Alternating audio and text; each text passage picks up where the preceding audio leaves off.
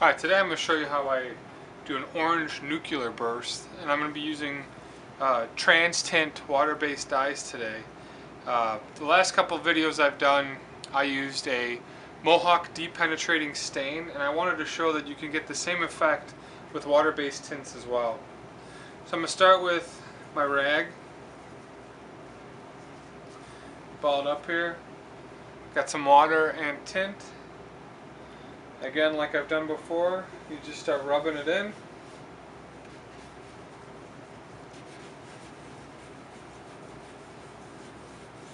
Now these stains do lift, the trans tints will lift the grain significantly because it's water based. So what I do is I put this on as thick as I can and get the grain raised as much as I can.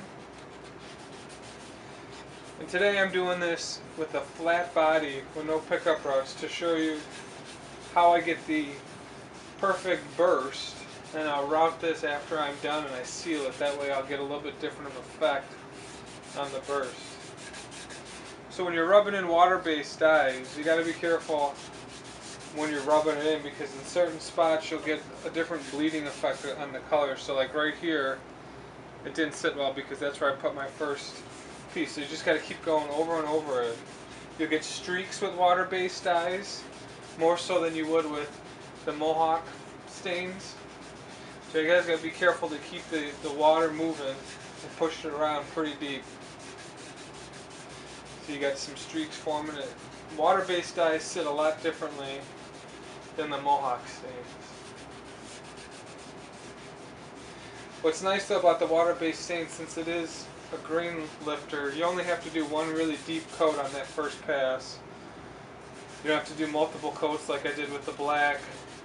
You know, I know it's in there pretty deep because it's water and it's picking up the grain. So I'll make sure I get this rubbed in real well. Make sure there's no streaks. I'm going to flip this over now and do the back side. Do the sides here.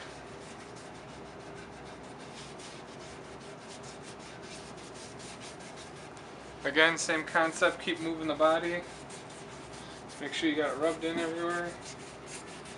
End grain with these dyes is what you really got to watch, because it'll get splotchy with water-based dyes. So you got to make sure you go over it really thick.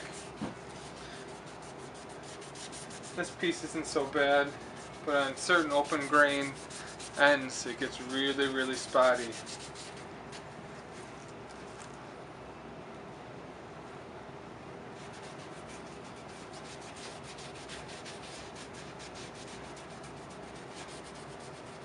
You see right here, it dripped a little bit on the side, and now I got a little bit of a mark, so I got to watch that and go back over that a couple times.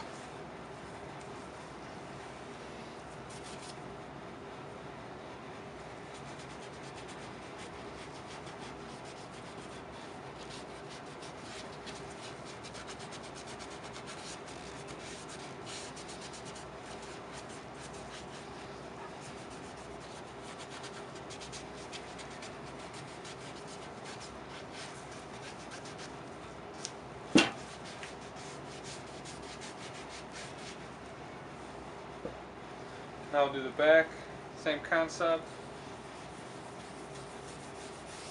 You can see where the dye was previous. So you just gotta make sure you continue to rub it around.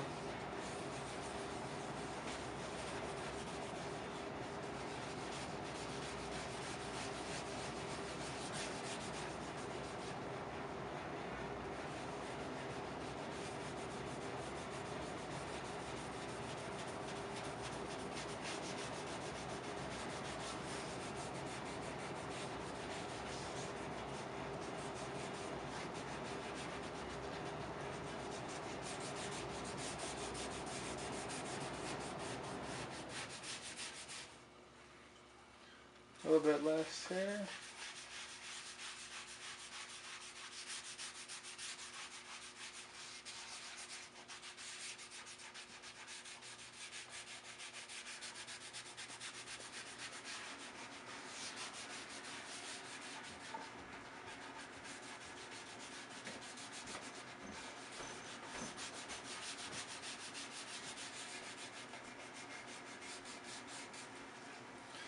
Now make sure you go back over the end grain one more time here so you really get it to sit.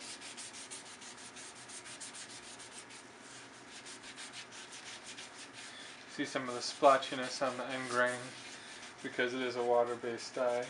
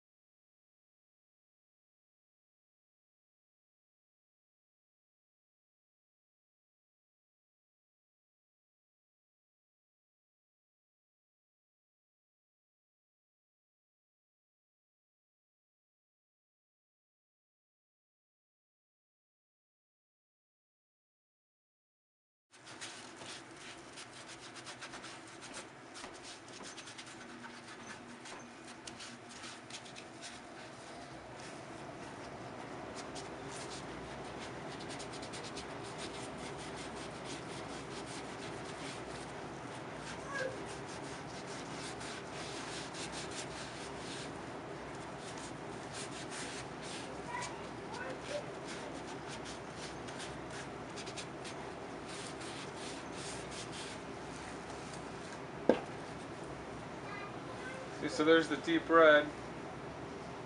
We'll do just one more coat, make sure it's really in.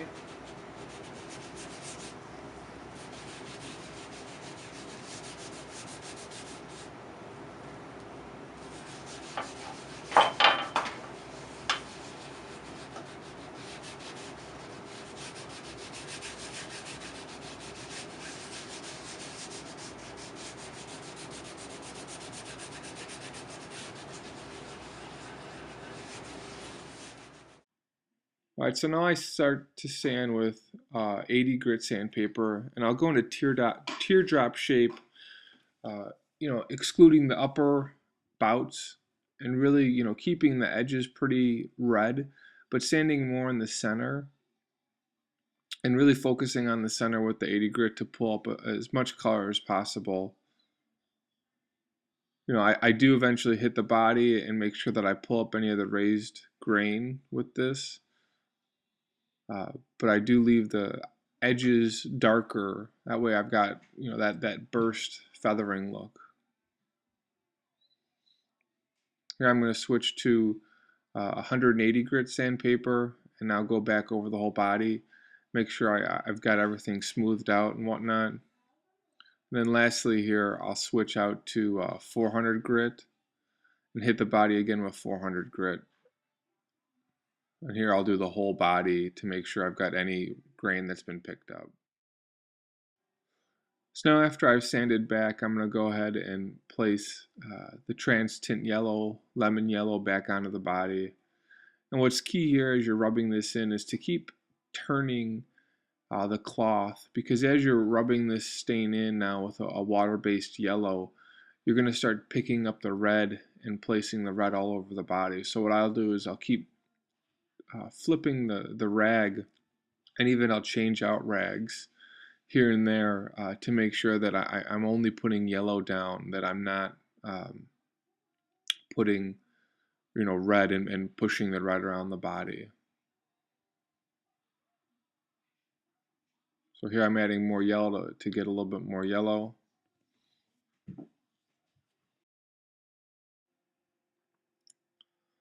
And again, just keep rubbing the yellow across the body, keep flipping the rag so that you don't pick up the red. And then here I take a plain cloth and wipe it to dry the body so I don't get any blotching or spotting. So this is just a plain cloth that's picking up some of the excess water off of the body. And since it is, like water-based stains, the color just gets everywhere. So as you use this rag, you can pick up the color and keep the color where you want, and that you're not getting any blotching. So now I'm going to do one more final sanding here. Pull off some of the yellow, pull off some of the red again, and make sure I get that top to really pop. And so here I've got 400 grit sandpaper, and I'm just sanding again in that teardrop format, excluding the upper bouts. and really focusing on the center to get that, yellow to pop in the center.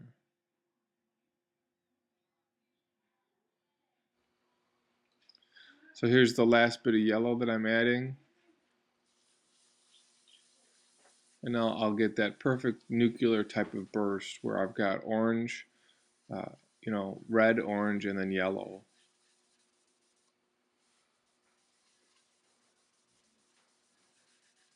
And again, you want to be flipping the rag as you're applying this as well, because you're going to still be pulling up some of the red. And so, I really want to get the yellow in the center, and that's what I'm focusing on first. But as I'm going back and forth, I want to make sure the colors bleed in properly too, so I will go over on the edges and whatnot. So here you can start to see the burst with the yellow in the middle and then the red outers on the sides. Same trick with the Mohawk stains is keep your red handy, because now what I'll do is I'll take my red rag and I'll just feather the edges one more time to just get a little bit darker with that yellow. That way I really get that burst and that profile that I'm looking for on the sides. You get that darker center, or you get the lighter center with the darker edges, and it really pops the burst as you have the contrasting in colors. So here I didn't really put a whole lot, but what's nice about keeping the water-based stains handy, the rag handy, is that you still got the color in it. So here I'll do yellow, make sure it's faded properly, but still get that real strong popping, as you can see, where I got the yellow in the center and the really dark on the edge.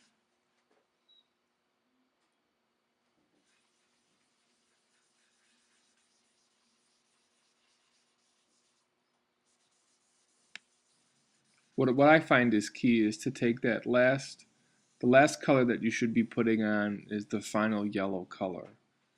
So again, I'll take the clear cloth and make sure I'm pulling up any of the excess water that's on the body, excess color. And I'll just continue to do this to make sure I've got the right rubbed in color. And so you can see, I'm pulling up a variety of colors here as I'm rubbing this across the body, and I'm also getting it to bleed a little bit more in every section, which is what I'm looking for. So this is then now the last coat of yellow that I'll put strictly in the center and make sure it's rubbed in to make sure I've got the last color going on is the yellow.